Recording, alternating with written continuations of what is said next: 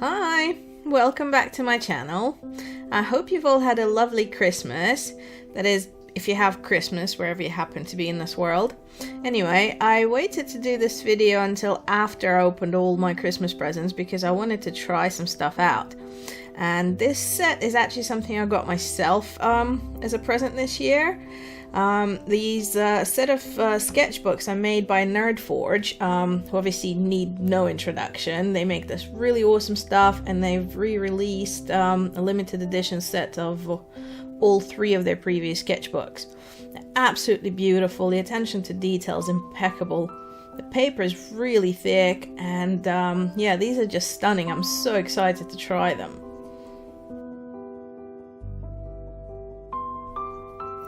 Each sketchbook has 200 pages of 180 GSM mixed media paper, so it's suitable for wet or dry media.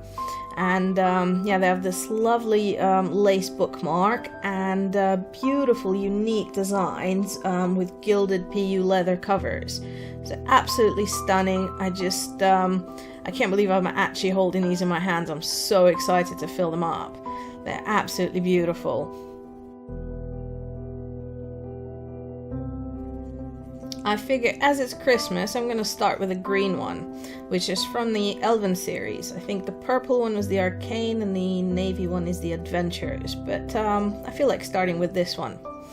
Now, I was wondering what to do with the first page, whether to kind of mark it down as this is when I started, and then I realized it has this thing, I think it's probably from binding, where the first and the last two pages don't open all the way to the back.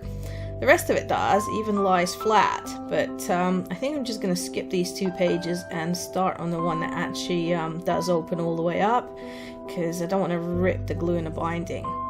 And I'm just going to take some of the tack out of this washi tape, because I really hate it when it rips the paper, and hopefully it does the trick when you just take some of the tackiness off of it before you use it.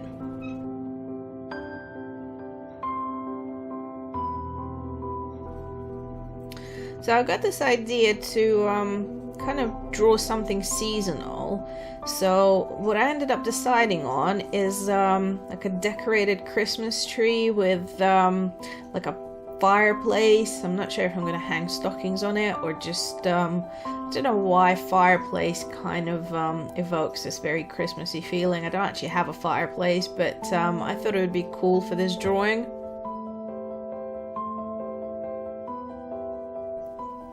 There's something about a fireplace that makes a room look quite grand, I think, and I didn't want to leave the space above it empty, so I'm putting a mirror up there.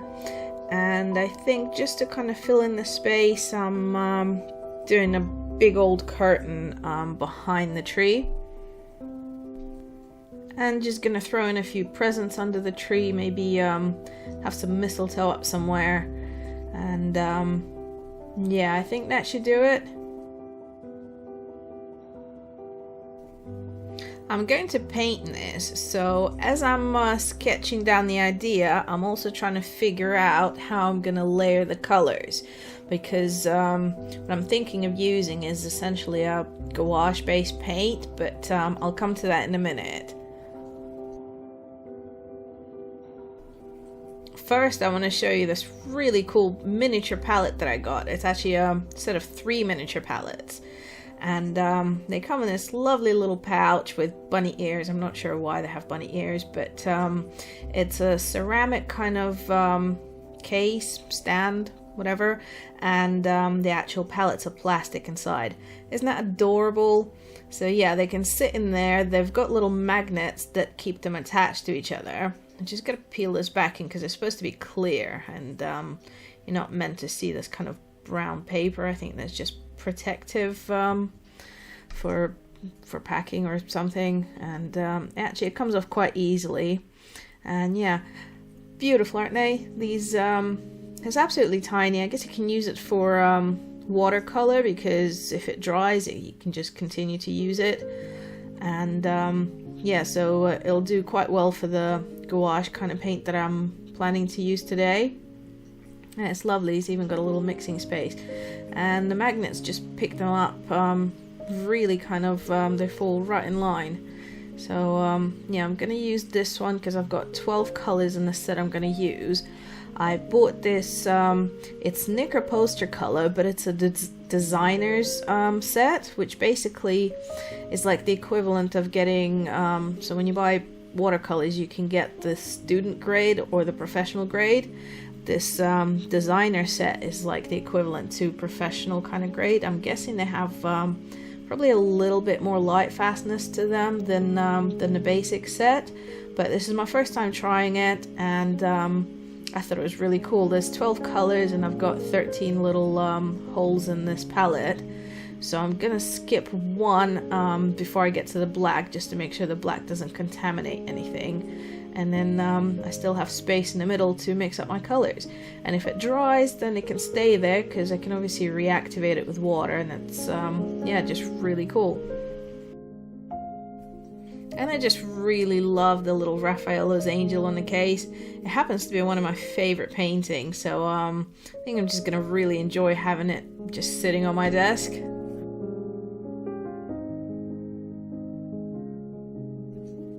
So I mentioned earlier that I was trying to figure out how I'm gonna layer this, and I decided I'm gonna work from the background towards the foreground.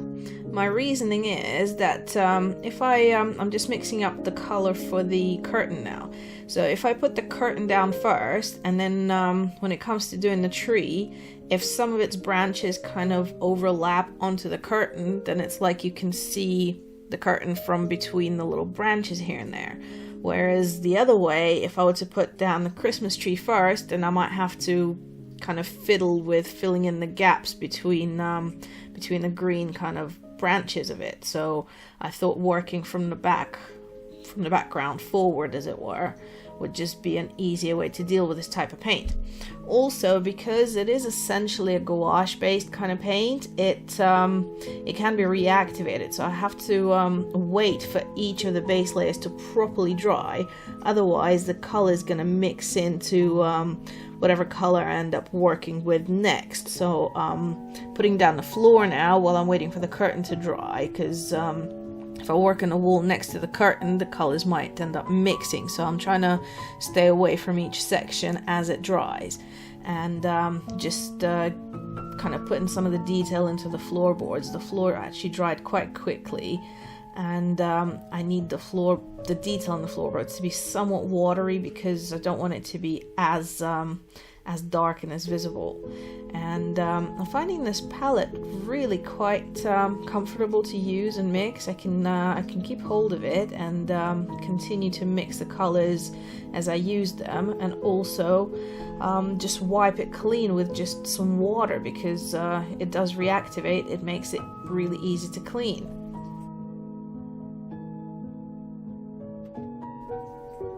I'm not sure if I've mixed this color just a little bit too pink, but I kind of wanted it to look like a warm stone color, maybe some kind of marble or something.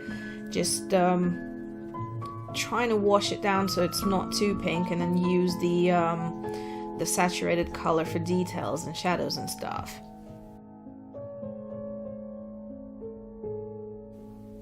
Hopefully it kind of fits in better once all the other colors are in place.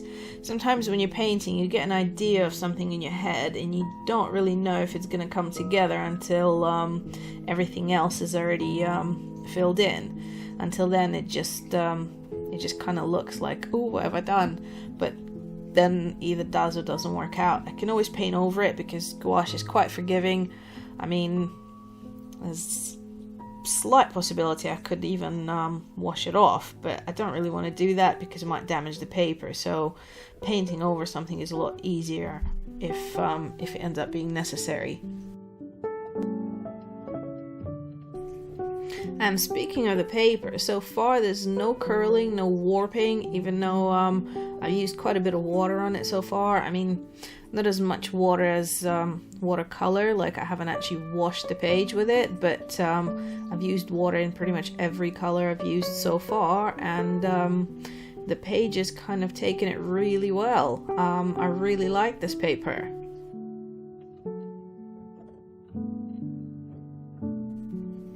I'm just going to throw in some mistletoe to decorate this fireplace so the mantle doesn't look so bare. I think that little burst of color will give it what it needs.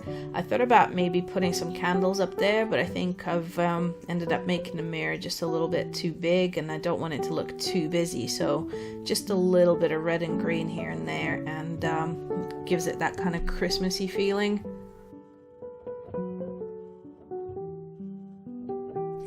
I'm going to approach the Christmas tree the same way as the rest of the painting, working back to front. So first the base color, then just a few decorations like the ribbon, because ribbons tend to sometimes partially hide in between the kind of branches. So if I fill in the branches after I do the ribbon, that will give it the effect that some of it is kind of hidden by the branches. Otherwise, again, if I do the branches first, then the red might be harder to see and harder to paint, as I'd have to paint it in between bits of branches. So I'm doing it this way. And while I have the red paint on my brush, I decided to throw in a couple of bubbles and bows, and then start off on the actual detail of the little branches here and there. I decided to start in the middle of the tree because it's kind of not the smallest, not the biggest section, and work my way out from there. The branches are kind of just little and going in the direction, because Christmas trees are round, so it's quite easy to do the left side facing left, the right side facing right, and the central portions kind of facing down as though they're facing forward, and just fill it in little by little and make the tree look less flat.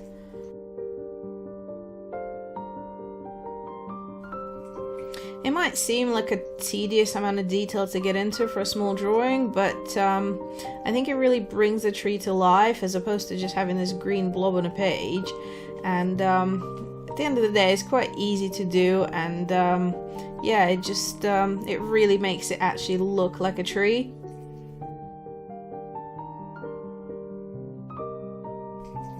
Now I just need to color in the presents and put some ribbons on them so they actually look like presents rather than just bits of color, because until you put some detail in, they don't even look like boxes. So a little bit of detail, just a little bit of outline with the same slightly darker color as the ribbon, and suddenly they look like presents. And then I think the tree definitely needs more bubbles. And as it's quite kind of dark now with a lot of different shades of green, I think that I might need to just paint some white onto the tree, and then have whatever color bubbles I'm gonna do get painted over the white. Otherwise, it's just they're not going to be visible.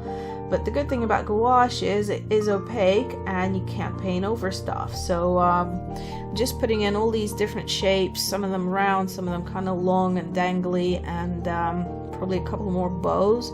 So a few more decorations for now in white. And I actually like, I might even leave a couple of white ones in there just because it makes it look nice and bright. But yeah, definitely going to paint over and make it a lot more colorful.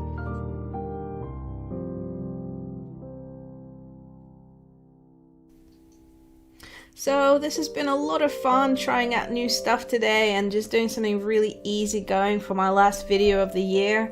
So thank you so much for watching, and thank you so much to everyone who's followed me and subscribed throughout the year. I really appreciate you guys. Next week is already the new year, so I wish you a wonderful new year. I hope you have an amazing week. And yeah, do feel free to comment if you have any ideas for me for next year, if there's something you'd like to see me do. Let me know in the comments, please. And if you're still watching, please smash that like button, and if you haven't already, please subscribe for more random art. Thank you so much, and see you soon. Bye!